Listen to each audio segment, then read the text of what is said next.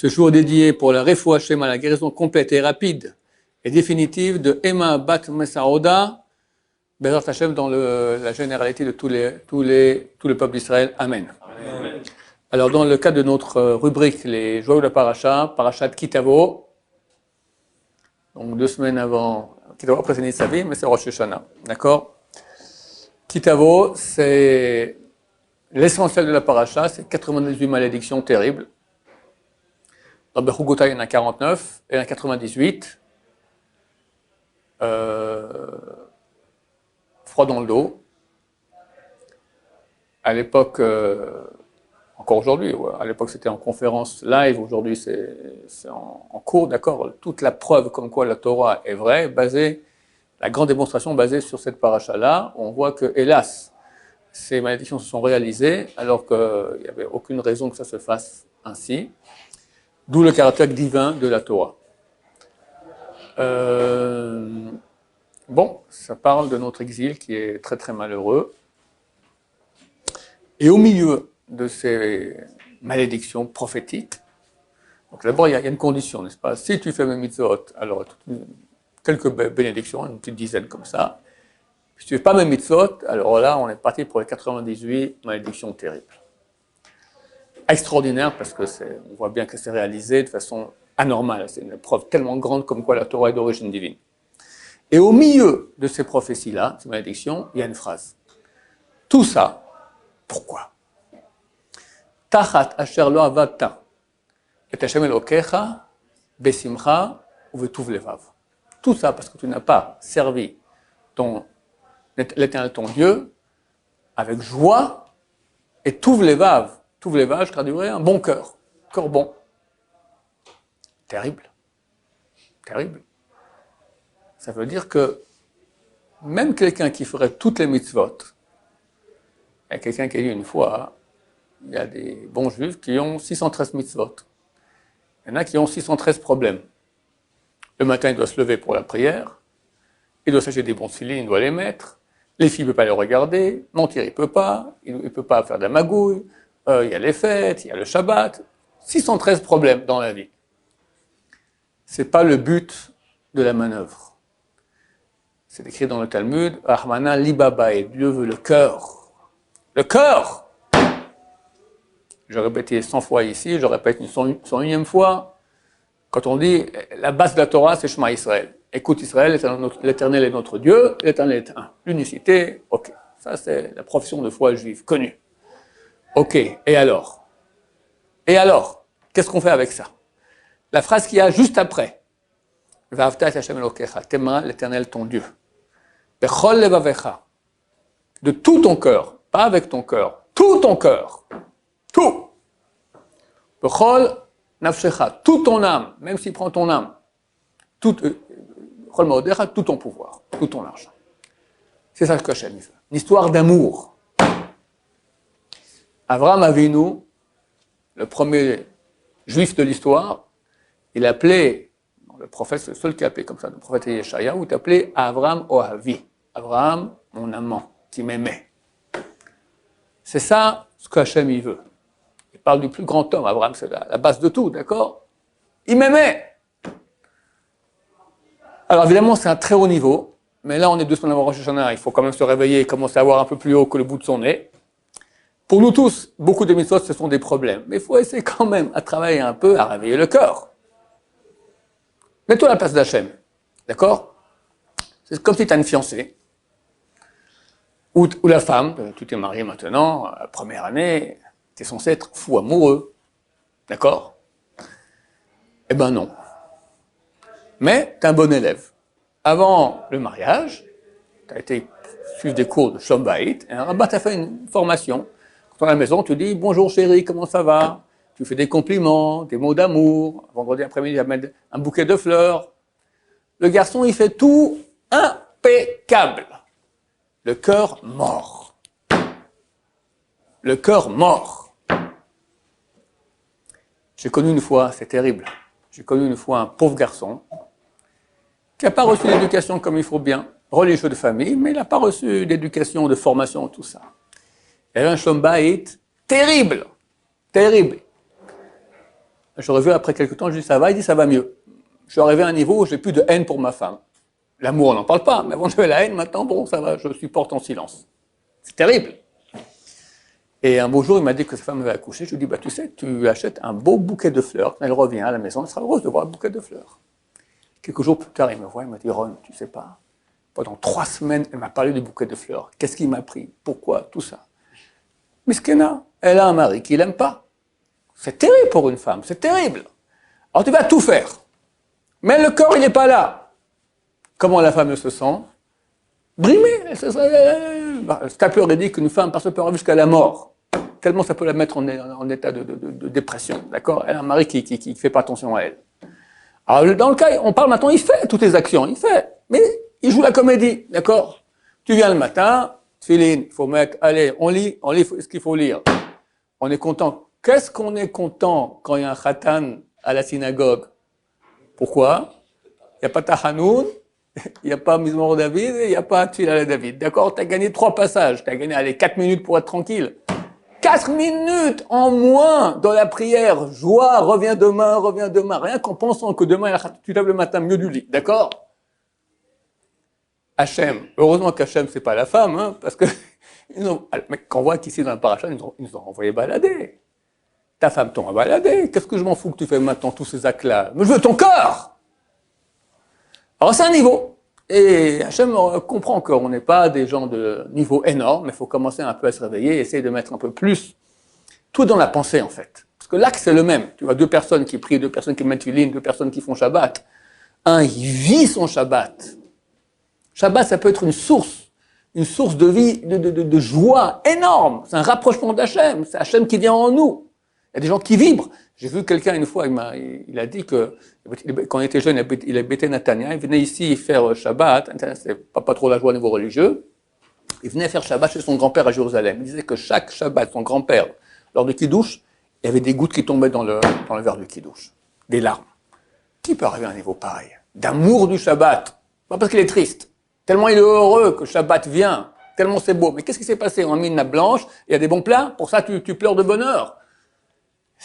Il y a une présence divine. Hachem, il veut une relation. Alors, c'est une chose qui n'est pas facile et ça prend du temps à s'installer. Mais il faut commencer à installer ça, sinon ça ne viendra jamais. D'accord? Le Rambam dit c'est un secret qu'on dévoile très lentement. Parce que les gens, tu leur dis à un enfant avant 18 ans, un jeune homme, d'accord, avant 18 ans, tu parles amour d'Hachem, il ne sait pas de quoi tu parles. À 18 ans, on commence à recevoir des parties de Neshama en nous. La vérité, c'est écrit à l'âge de 20 ans. La Neshama, elle rentre. C'est des parties divines qui nous permettent d'être en relation avec Hachem beaucoup plus facilement. Mais on peut déjà un peu plus commencer à travailler déjà un peu plus tôt. Commencer à mettre du cœur. Il y a c'est écrit dans la Torah, vous garderez mes lois et mes lois, d'accord, 2 mots pour 2 mots lois, Asher Yaseh Otam Adam vechai bahem, que l'homme fera et va vivre en elle. Chazal ont fait les sages d'Israël ont fait une dracha, ils ont dit, de là on apprend pikuach nefesh. Ça veut dire que quand tu as un danger pour la vie et une mitzvah, alors on élimine la mitzvah et on protège la vie. Par exemple, quelqu'un maintenant Shabbat, il est en danger, on transgresse Shabbat, et c'est juste un Talmid Chacham qui le fait pour montrer à tout le monde que c'est une mitzvah de le faire, on transgresse Shabbat, pour sauver la vie, d'accord? Et la mitzvot, voici les chukim, les lois dans lesquelles vous vivrez, pas que tu meurs dedans. À part les cas spéciaux où on doit préférer la mort. Mais en fait, c'est une dracha, c'est un sens allégorique, c'est pas le sens. Le sens est marqué, voici les temps dans lesquels vous vivrez. Ça veut dire qu'il faut vivre, c'est une source de vie.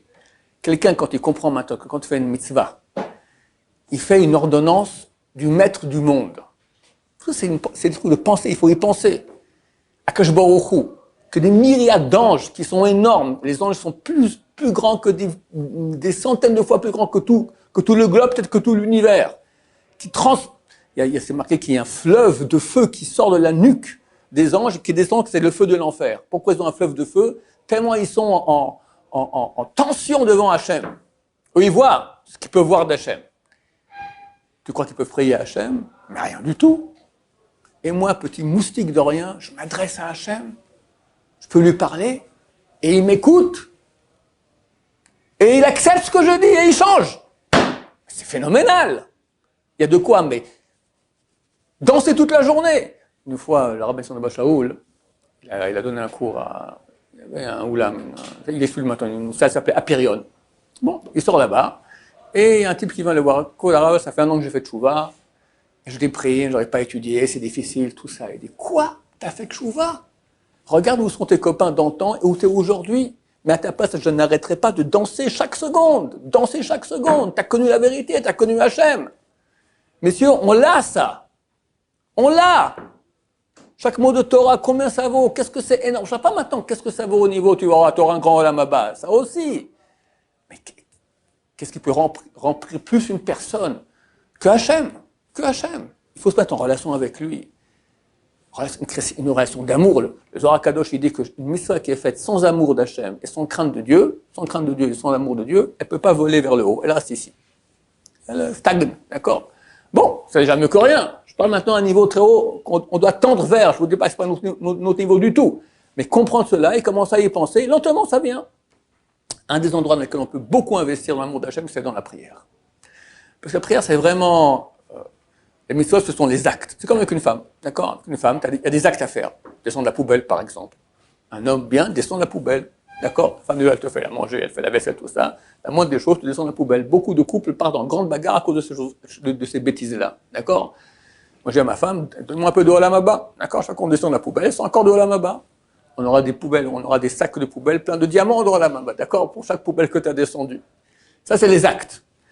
Il y a la pensée. La pensée, tu es en relation avec ta femme, tu discutes, tu parles, qu'est-ce que tu en penses? On n'est pas des coéquipiers, on est là pour être en relation. La relation, c'est avec la parole, c'est mon esprit à son esprit. Et il y a le cœur. Le cœur, c'est l'amour. Alors, on peut être amoureux de Dieu dans la journée aussi comme ça, quand on pense à Hachem et tous les biens qu'il me fait. Mais le moment où on est en relation d'amour, c'est pendant la prière. D'ailleurs, en araméen, la prière s'appelle Rahamé. Rahamé signifie amour. Rahim signifie amour. D'accord? Amour. Viens, on va faire un peu une séance d'amour avec Hachem. C'est ça la prière. C'est pas facile. Pourquoi?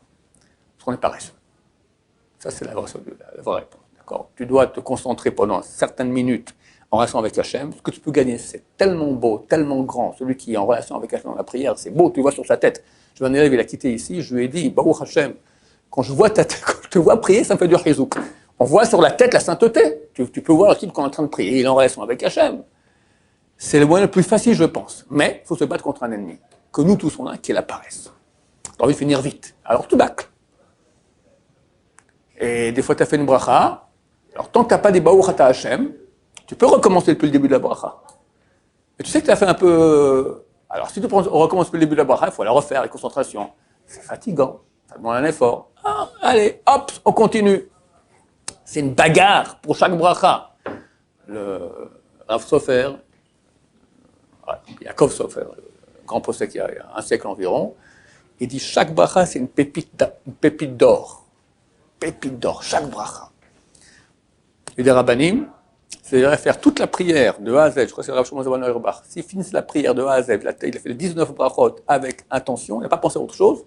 Penser à autre chose, oui, mais pas quand il parlait. S'il a parlé, il s'arrêtait, il pensait, après il disait, tous les mots ont été dits avec kavana, avec intention de ce qu'on dit au moins. Pas des grandes histoires d'amour, au moins penser ce qu'on dit. C'était un yom tov pour lui, c'est la fête, un jour de fête, d'accord? Comme s'il a traité, il a fini le chasse, il a fini, je sais pas moi, d'accord? Tellement c'est quelque chose de grand. C'est pas si dur. On peut commencer à faire des efforts. Et je vous dis, chaque bracha, c'est une bataille. C'est vrai, tu voler ça. S'il se bat tellement pour qu'on la bâcle, ça veut dire que ça vaut quelque chose. Le mal, il ne vient pas me piquer maintenant des clous à la maison, d'accord? Il vient piquer les dollars, d'accord? Il a des clous, il a des billets de $100. Qu'est-ce qu'il vient piquer? Les $100. Quand on voit les Sarah comme il se bat pour nous voler chaque bracha, tu peux comprendre combien ça vaut énormément.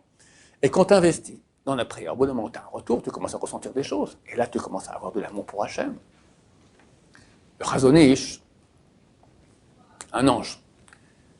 Un jour, un monsieur assez riche vient le voir, on lui pose quelques questions, etc., prend conseil, et quand il part, il lui laisse une pièce. Alors, je dis, non, reprenez la pièce. Pourquoi? Moi, je ne prends pas d'argent. C'est des rabbins qui prennent, moi, je ne prends pas. Alors, et de quoi vous vivez? Il dit, moi, je vis du bien que je peux faire aux gens.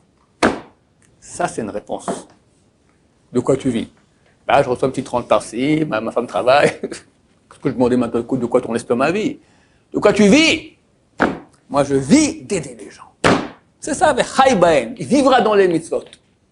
Vivre. Vivre, c'est le cœur. Et le corps, il est subordonné à la pensée. Quand je vais penser maintenant que je fais une mitzvah, que ça demande un certain temps, un certain investissement de temps. Pas tu fais les choses machinalement. On appelle ça dans la Torah, mitzvot anashim melumada. Les gens, ils font par automatisme, d'accord? C'est pas beau du tout. Dans le prophète, il y a des malédictions terribles, parce que tu vois ce qu'on a écopé pour ça. Alors, je vous dis pas, parce qu'aujourd'hui, quelqu'un qui fait tout, même comme ça, on est bien content, d'accord? Mais commencez, même pour toi. Pourquoi vivre avec 613 problèmes dans la vie? Vivre avec 613 occasions extraordinaires de rendez-vous avec la femme dont tu es amoureux fou. Le Rambam me dit combien on doit être amoureux d'Hachem. Il est comme un homme qui est amoureux d'une femme, il pense à elle sans cesse, quand il se lève, quand il se couche, quand il boit, quand il dort. Plus que cela sera l'amour de Dieu. Ça, c'est le coup de foudre. Tu as déjà vu quelqu'un qui a un coup de foudre? Tu lui parles, il n'est pas là. Hein. Ouh, il n'est pas là, il est avec elle toute la journée comme ça. Il n'a pas d'appétit, tout ça. Il est complètement en pensant à elle. Tout ça, je parle en sainteté, Baruch Hashem. Plus que cela sera l'amour des gens qui aiment Hashem. Sans cesse. Il y avait une fille on a fait un séminaire à l'époque. Elle vivait avec un non-juif. Elle a fait une chouva extraordinaire. Et un jour, elle a dit, au séminaire, elle a dit qu'elle a un ami extraordinaire. Elle vit avec lui toute la journée. Ils sont vraiment copains fantastiques, c'est Hachem. Et je racontais ça au Rabben Sion. Je lui dis, voilà, une fille, elle a dit qu'elle a un ami, elle est avec lui toute la journée. Alors il a fait la grimace du genre, qu'est-ce que tu me racontes des histoires de filles et de garçons? Elle a dit, c'est Hachem. Il a tellement, il a précisé, il a vu, c'était beau, d'accord? Parce que c'est rare. Qui vit avec Hachem? Je vous dis, on vit tous enfin, beaucoup de gens vivent très souvent avec des obligations. Et si tu fais par obligation à ta femme, et ben, au bout d'un moment, elle te dit, écoute mon cher ami, t'as rien compris, ça ne m'intéresse pas, moi je veux ton cœur. Arrête tout ça, donne-moi ton cœur. Hachem nous dit la même chose, donne-moi ton cœur. J'ai pensé à quelque chose. Quelqu'un qui n'a pas d'amour d'Hachem, comment aller réveiller ça chez lui? Le problème est que on fait tout par intérêt. Alors les sages d'Israël ont dit une réalité qui est vraie. Sache, quand tu feras la mitzvah, tu as intérêt à faire cela. Tu as du paradis, tu fais pas, tu as de l'enfer, et ici aussi sur terre, quand tu fais la mitzvah, ça ira mieux, tu auras la bénédiction, tu auras de l'argent, etc. Bon, c'est un moyen de parler, mais c'est un moyen qui est très, on va dire, basique. Comment arriver à l'amour? Alors j'ai pensé maintenant, quelqu'un qui est amoureux, pourquoi est-ce qu'il fait tellement d'actes de bonté à sa femme ou à sa fiancée? Est-ce qu'il espère un retour? Il le fait pour gagner quelque chose? Pas du tout. Donc on doit commencer à quitter notre mesquinerie, notre petitesse, de faire une action uniquement parce que ça m'a apporté quelque chose, et commencer à donner. Après tout, Hachem, je lui dois quand même beaucoup. Il me fait beaucoup de bien. Il me donne la vie. Chacun de nous a eu un petit problème physique une fois. Hein, t'as mal au pied, t'as une épine dans le pied. Pas grand-chose, ça va. T'as un moustique qui t'a gratté. Casse-pied, d'accord. T'as pire, t'as un torticolis, t'as un sale rhume, d'accord. Ou une maladie, ou pire, d'accord. Du coup, tu te rends compte maintenant, mais combien c'est bien quand tout va bien? Combien c'est bien? Et combien de nous, là, maintenant, on devrait combien louer Hachem, rien que ça va bien, physiquement va bien. T'es pas mort de faim. Ou Hachem, t'as une famille. Il y a tellement, tous les jours, d'une fait tellement chassidut, on doit être reconnaissant. Alors vas-y, donne. Pas pour recevoir, donne. Par amour d'Hachem, par reconnaissance à Hachem. Je fais une fila comme il faut, je mets le fila avec bonheur, j'étudie la Torah pour Hachem. J'expliquais dans des cours, des fois c'est dur pour Hachem. Fais-le pour Am Israël. Baruch Hachem, surtout le monde francophone, c'est des grands amoureux d'Hachem camouflés. C'est quoi camoufler? C'est dur pour eux d'aimer Hachem, mais ils sont des grands amoureux du peuple d'Israël. Je crois que les Français, surtout les Sfaradim, d'accord, c'est amoureux du peuple d'Israël. Très grand. Am Israël et Hachem, c'est kiff-kiff, c'est la même chose. Sur le Tisharem, il dit, c'est la même chose. Israël et Dieu, on va dire qu'Israël, c'est un habit de Dieu, d'accord? Quand tu aimes Dieu, tu aimes Israël. D'où on apprend ça des ennemis. C'est marqué, les ennemis de Dieu sont les ennemis d'Israël. On voit ça dans les Tehillim. Tes ennemis se lèvent contre nous. Tes ennemis à toi se lèvent contre nous, Am Israël. C'est lié. Donc aussi maintenant dans l'amour. Si maintenant tu aimes Am Israël, alors fais des mitzvot pour Am Israël. Ça s'appelle Shem Shamaim. Mais de là, tu saches, c'est un amour de Dieu camouflé. Pourquoi tu aimes Israël? Par nationalisme? Bêtise, d'accord? C'est un Neshama qui est amoureuse d'Hachem. Alors c'est dur de penser à Hachem parce qu'il a ni forme ni rien du tout. Alors au moins, Am Israël. Fais-le dans ce sens-là. Fais des mitzvot par amour du peuple d'Israël, pour qu'il y ait du bien au peuple d'Israël. Pas pour toi, pour Am Israël. J'ai un bon niveau, et de là, tu arrives vers Hachem, à l'amour de Dieu. Que Dieu nous aide dans ce sens-là, surtout dans ces grands jours qui arrivent. Elul, c'est Ani Dodi V'Dodili, mon amant est pour moi, je suis pour lui. C'est histoire d'amour. C'est maintenant qu'il faut se lier avec Hachem, et que nous inscrivons tous dans le livre de la vie et de son amour. Baruch Adonai, l'olam, amen, amen.